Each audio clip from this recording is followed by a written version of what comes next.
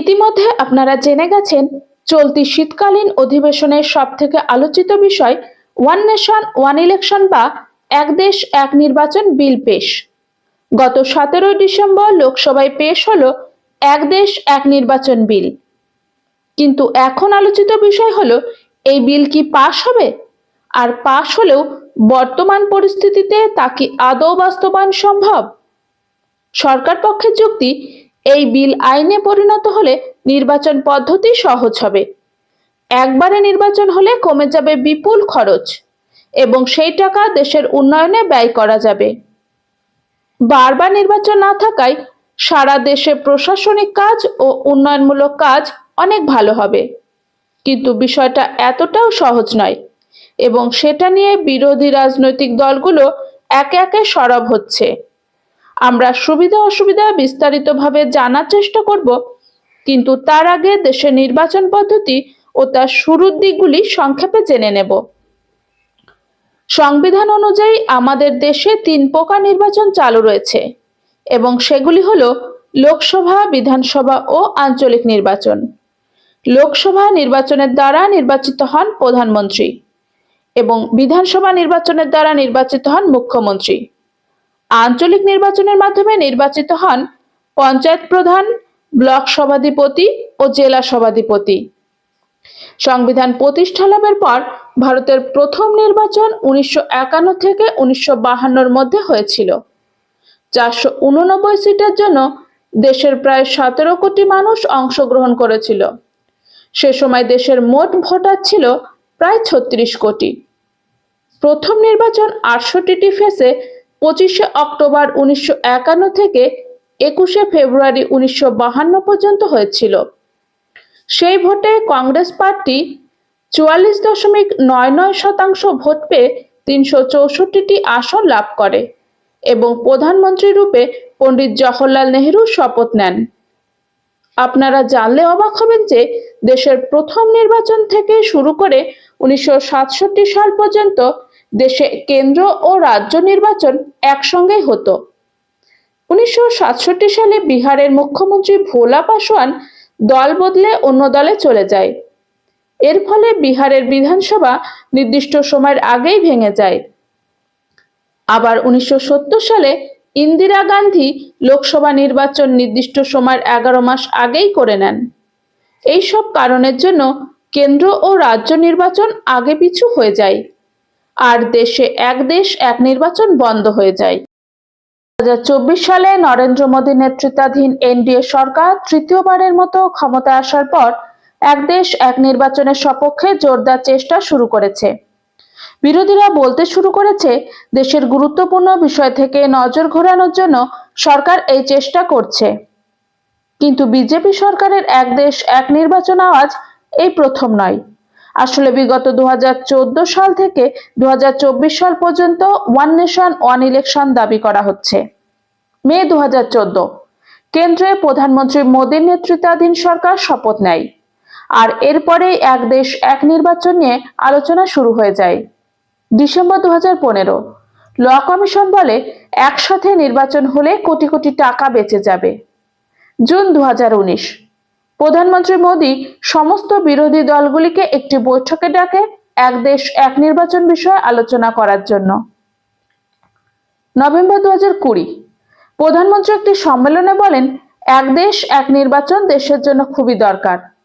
September 2023 সরকার বিগত রাষ্ট্রপতি রামনাথ কোবিন্দের নেতৃত্বাধীন এক উচ্চস্তরীয় কমিটি তৈরি করে, যার কাজ হলো দেশে এক দেশ এক নির্বাচন পরিস্থিতি খতিয়ে দেখা। মার্চ 2024 এই কমিটি রাষ্ট্রপতি দ্রৌপদী মুর্মুর কাছে 26,000 পাতার একটি রিপোর্ট পেশ করে, যাতে বর্ণনা করা হয় দেশে একসাথে নির্বাচন ঠিক কিভাবে ও কতদিনে সম্ভব। ডিসেম্বর 2024 কেন্দ্রীয় মন্ত্রিসভায় বিলটি পাশ হয়ে যায় এবং 17 ডিসেম্বর বিলটি লোকসভায় পেশ হয়। বিল পেশ নিয়ে ভোটাভুটি হয়। বিল পেশের পক্ষে ভোট পড়ে 269টি এবং বিপক্ষে ভোট পড়ে 189টি। বিল পেশের পরই লোকসভায় স্বরাষ্ট্রমন্ত্রী অমিত শাহ এই বিল নিয়ে আলোচনার জন্য প্রধানমন্ত্রী মোদীর নেতৃত্বে সংসদীয় যুগ্ম কমিটিতে পাঠানোর প্রস্তাব দিয়েছেন। সকল স্তরে এই বিল নিয়ে আলোচনার প্রয়োজন আছে বলে সরকার মনে করে। বিরোধীরা অবশ্য বিলটি আটকাতে সমস্ত রকম চেষ্টা চালিয়ে যাচ্ছে। তারা এটি চালুর বিরুদ্ধে বিভিন্ন রকম অসুবিধার কথা তুলে ধরেছে। তৃণমূল কংগ্রেসের সাংসদ সুদীপ বন্দ্যোপাধ্যায়ের বক্তব্য, এই বিল যুক্তরাষ্ট্র কাঠামোর বিরোধী। আমেরিকার মতো প্রেসিডেন্ট নির্বাচনের পদ্ধতি বলবৎ করতে চাইছে সরকার। সুদীপবাবুর যুক্তি, দল বিরোধী আইন শক্তিশালী না হওয়া পর্যন্ত এক দেশ এক নির্বাচন কাঠামো যুক্তিযুক্ত নয়। যে কোনো সময় বিরোধী জনপ্রতিনিধিদের ভাঙিয়ে সরকার ফেলে দিতে পারে। কংগ্রেসের মনীষ তেওয়ারি বলেন, এক দেশ এক নির্বাচনে সংবিধানের কাঠামোকেই চ্যালেঞ্জ করা হচ্ছে। সমাজবাদী পার্টির সাংসদ ধর্মেন্দ্র যাদব বলেন, এই বিল একনায়কতন্ত্র স্থাপন করছে। এভাবে ইন্ডিয়া জোটের প্রায় সমস্ত দলই এই বিলের বিরোধিতা করেছে। আসুন একবার দেখে নেওয়া যাক বিশ্বের অন্য কোন দেশে এই নির্বাচন পদ্ধতি চালু রয়েছে। প্রথমে বলা যাক সুইডেনের বিষয়ে।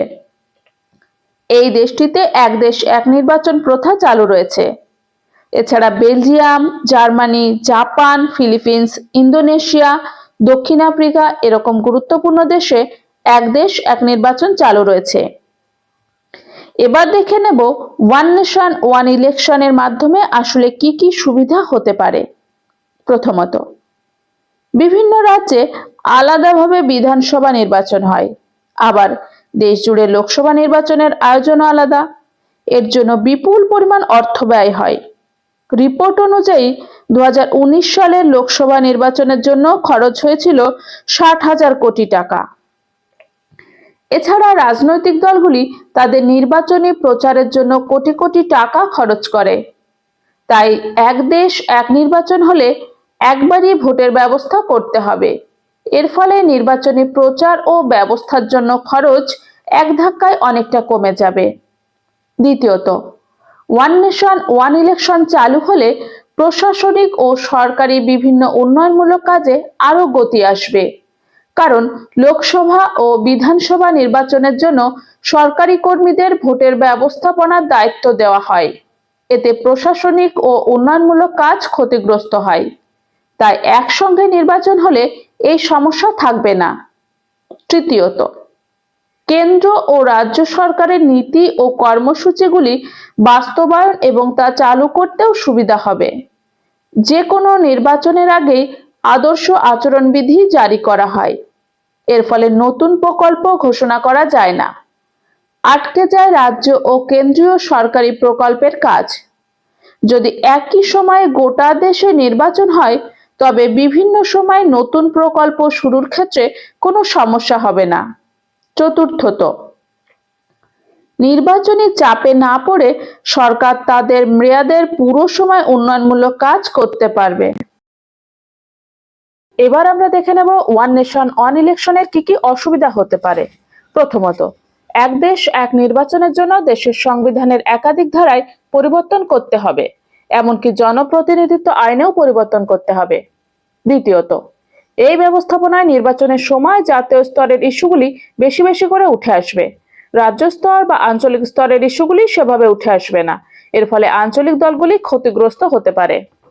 তৃতীয়ত, বিরোধী দলগুলির সবথেকে আশঙ্কার বিষয় হলো এক দেশ এক নির্বাচন হলে ভোটাররা কেন্দ্র ও রাজ্যের ভোট যে কোনো একটি রাজনৈতিক দলকে দেবে। ভোটাররা বিভিন্ন জায়গায় ভোট দেবে না।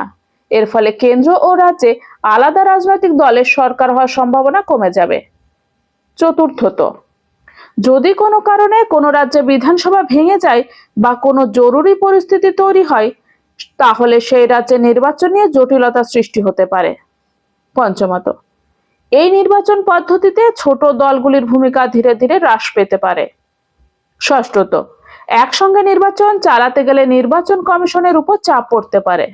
সপ্তমত, যদি কোনো সরকার নির্ধারিত সময়ের আগে পড়ে যায় তবে নতুন সরকার তাড়াতাড়ি না হওয়ার কারণে শাসনহীনতার পরিস্থিতির সৃষ্টি হতে পারে। তাই সরকারের উচিত এই পথে পা বাড়ানোর আগে এই সমস্যাগুলিকে আগে সমাধান করা। এবার আমরা দেখে নেব লোকসভা ও রাজ্যসভা উভয় কক্ষেই যদি বিলটি পাস হয় তবে কবে নাগাদ হতে পারে এক দেশ এক নির্বাচন। যদি এই অধিবেশনে এক দেশ এক নির্বাচন পাশ হয়, তাহলেও 2029 সালে এক দেশ এক নির্বাচন সম্ভব নয়। রামনাথ কোবিন্দের নেতৃত্বাধীন কমিটির প্রস্তাবে বলা হয়েছে 2034 সালের আগে কোনোভাবেই এক দেশ এক নির্বাচন সম্ভব নয়।